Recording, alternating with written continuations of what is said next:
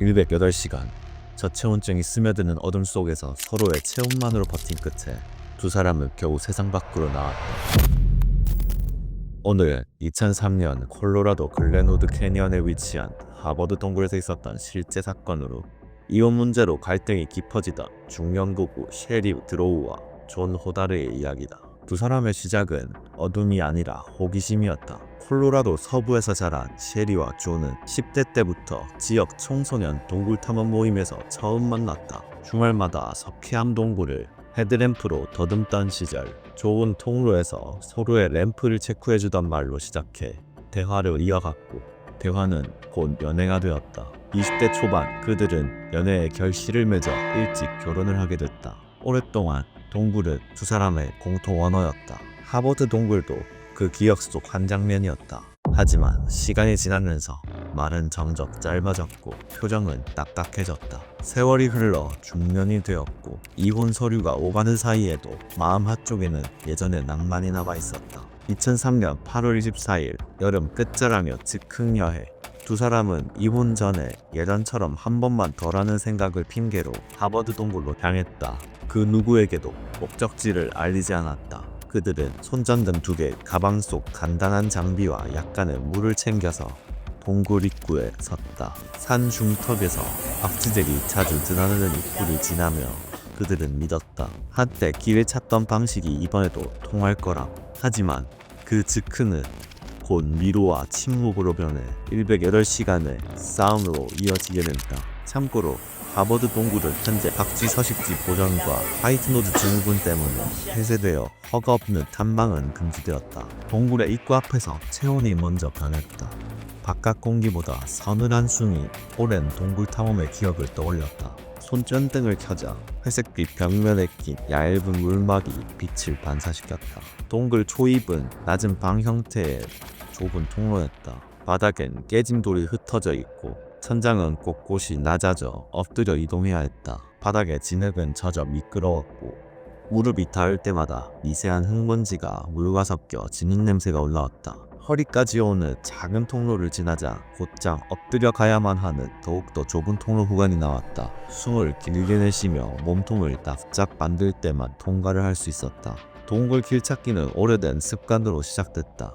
두 사람은 바람이 스치는 느낌, 벽면에 미세한 결을 만지며 방향을 가늠했다. 그러나 오래전 기억이 만들어낸 지도는 지금의 지형과 정확히 맞물리지 않았다. 벽의 자국은 물이 흘렀던 방향을 보여주는 듯 했지만 표면이 반들거려 착시를 만들었다. 통로의 단면은 복제된 듯 했다. 세 갈래가 만나는 지점에 섰을 때 셰리와 존은 과거의 기억을 되살려 길을 찾으려고 했지만 쉽지 않았다. 그리고 걷는 동안 발자국은 진흙과 수분에 의해 곧장 지워졌다. 그때 존의 손전등이 한번 깜빡였다. 그러고는 존의 손전등에서 나오는 빛이 몇 번 흔들리더니 원형의 광원이 가장자리부터 흐려졌다. 손전등의 배터리는 더 버티는 듯 했지만 곧 손전등의 빛이 딱 하고 꺼졌다. 돌 사이에 정적이 놓였다. 셰리가 자신의 손전등을 들어 주변을 비췄다. 곧이어서 셰리의 손전등의 빛도 약해졌다. 그녀는 손전등을 필요한 순간에만 짧게 켰다 껐다를 반복하며 최대한 왔던 길을 돌아가려고 서둘렀다. 하지만 급박한 마음에 사로잡혀서 길을 헤매며 같은 곳을 계속 돌게 되었다. 이어서 셰리의 그 잠깐의 빛마저도 스르르 꺼졌다. 완전한 암흑. 빛이 있던 자리까지 사라지자 다른 감각이 커지기 시작했다. 물방울이 천장에서 떨어지는 간격과 그 소리, 먼쪽 통로에서 아주 약하게 스치는 바람 소리, 그리고 서로의 심장 박동 소리까지. 그들은 어둠 속에서도 출구를 찾기 위해 감각을 곤두세워 조금씩 이동했다. 동굴에 들어간 지 24시간이 지나자 추위가 찾아오기 시작했다. 바깥은 여름이지만 동굴 내부의 온도는 3도에서 5도로 냉장고에 들어와 있는 셈이었다. 손끝의 감각이 잊어지자 손전등의 배터리에 남은 열로 손을 녹였지만 그것도 잠시였다.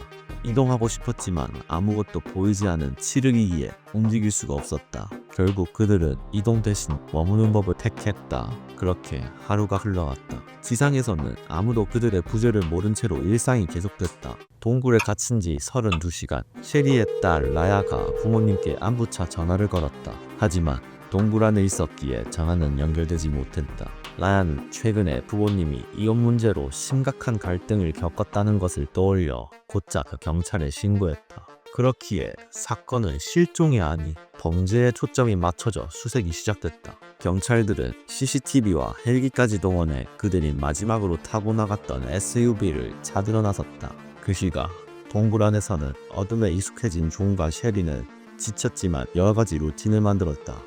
첫 번째, 가방에 있던 망치로 땅을 쳐 여기 있다는 신호를 하는 것.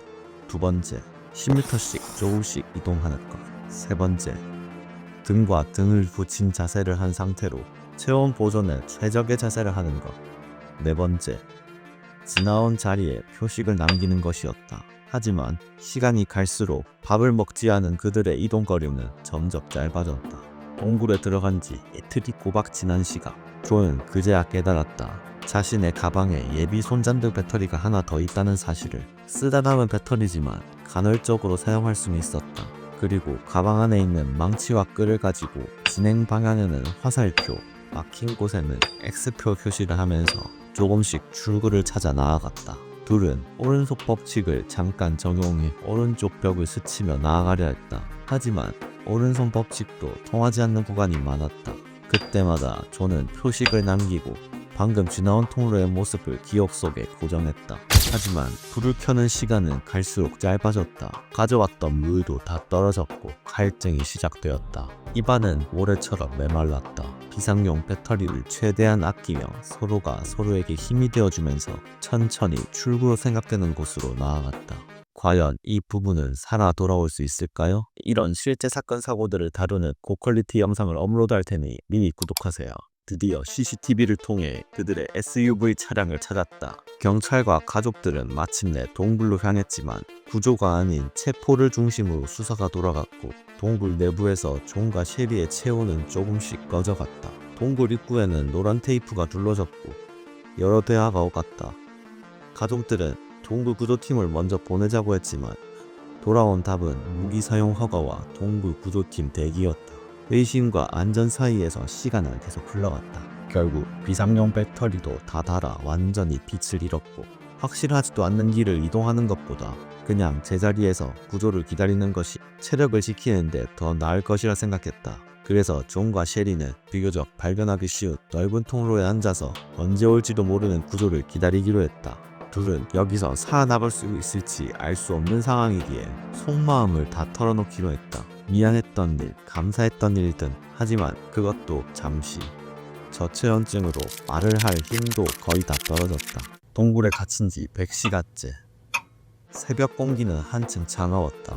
마침내 딸 라야와 오빠가 먼저 동굴 진입 허가를 받았다. 그들은 손정등과 여분의 배터리를 들고 어릴 적 부모님과 이 동굴에 왔던 기억을 되살려 동굴을 탐사해 나갔다.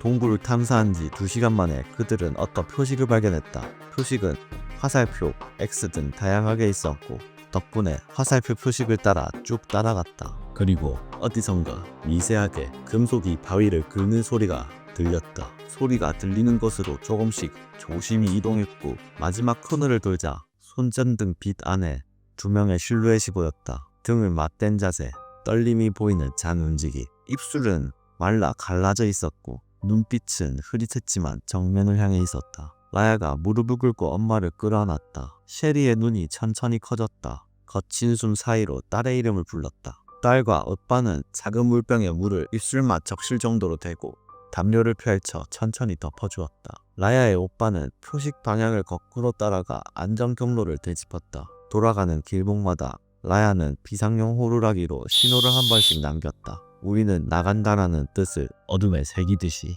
출구 쪽에 가까워지자 공기는 조금씩 달라졌다.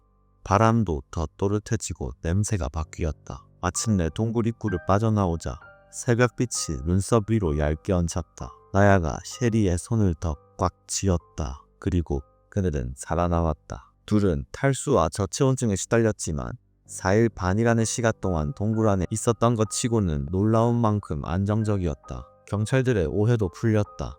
망치와 끌은 무기가 아니라 그들이 살 수 있게 만들어준 도구였다. 범죄 가능성으로 기운 초반의 판단은 수색의 속도를 늦췄고 가족들은 분노했다. 그러나 결정적인 순간 구조의 실마리는 존의 표식과 가족의 발걸음이 이어붙였다. 살아 돌아온 둘은 그저 말없이 서로를 바라보며 미소 지었다. 병원에서 태어난 지 일주일 뒤 셰리와 존은 카운티 법원 계단에 멈춰섰다. 이미 접수돼 있던 이혼 서류는 여전히 유효했지만 두 사람은 창구로 가서 조용히 철회 신청서를 작성했다.